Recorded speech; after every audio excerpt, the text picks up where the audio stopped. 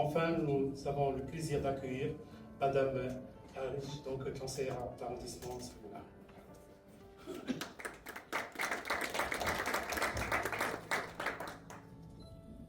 J'avais pensé que mon nom de famille était aussi difficile.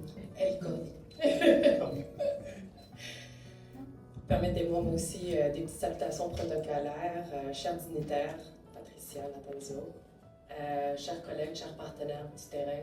Merci beaucoup pour l'invitation, pour tous les organisateurs. Maître Nazar, merci. Il me fait plaisir d'être là ce soir pour représenter Monsieur le maire et le conseil d'arrondissement, mes collègues, Monsieur Perry et Madame Suzanne de la Rochelière et Madame Angela Gentile.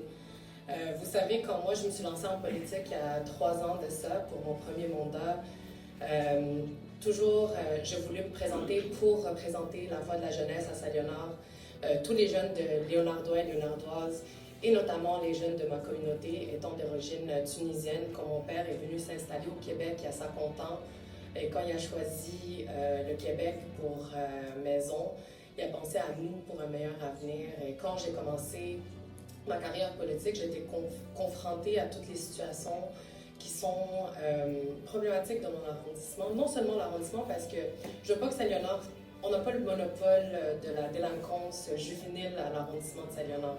C'est un phénomène qui affecte toute la ville de Montréal et le Québec at large. Donc moi, j'accueille cette initiative de ce centre-là avec beaucoup d'enthousiasme. Ça vient venir répondre à un besoin criant dans notre société. C'est pour surtout venir en prévention. Je crois que pour sensibiliser, on a besoin que nos jeunes soient entendus, soient soutenus, soient compris. Et je pense que il n'y a pas de solution miracle à cette problématique, à ce fléau qui nous affecte. Je crois que c'est seulement ensemble et que quand tout le monde se parle, dans tous les paliers gouvernementaux, les partenaires sur le terrain, les partenaires privés, les organismes communautaires, c'est comme ça qu'on va arriver à trouver une solution, à voir cette jeunesse fleurir et vouloir appartenir à un Québec qui les comprend, qui les veut et qui les soutient. Et je crois qu'en voyant aussi l'autre côté de la médaille, que l'apport que Mme Natanzio a reconnu, de célébrer l'excellence de la communauté maghrébine, de venir reconnaître leur rapport au tissu social, culturel et économique, non seulement à Montréal, au Québec et au Canada.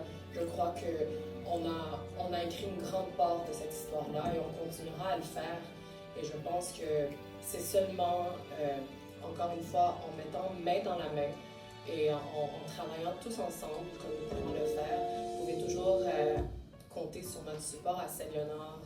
On a créé plusieurs depuis des années, bien avant moi, et on continue de le faire durant des initiatives, des programmes jeunesse. D'ailleurs, Mme Latanzio a annoncé ce matin une importante enveloppe pour la maison de jeunes de Saint-Léonard parce que on ne pourra pas y aller sans l'aide de tout le monde. Et je pense qu'à Saint-Léonard, il y a une volonté sincère de vouloir travailler. Et je pense que ce centre-là viendra répondre aux inquiétudes des parents, aux problématiques des jeunes et un avenir plus brillant où est-ce qu'il y a une aide et une entraide très sincère et présente. Donc, félicitations. Bravo à tous les organisateurs. Je sais que c'est un travail ardu et de longue date. Et vous pouvez toujours compter sur le conseil d'arrondissement, sur ma personne aussi, Nazar, tu le sais. On a eu une longue discussion il y a 2 semaines de ça sur ça. Et je suis toujours présente, mon courriel, par téléphone, mon bureau, vous pouvez toujours vous présenter. Les jeunes de Maghrébins de Saint-Léonard, les jeunes léonardois tout court, me tiennent à cœur. Au-delà de mon chapeau de politique, j'ai une volonté sincère de voir la jeunesse léonardoise rayonner et la jeunesse montréalaise aussi. Merci. Merci, madame.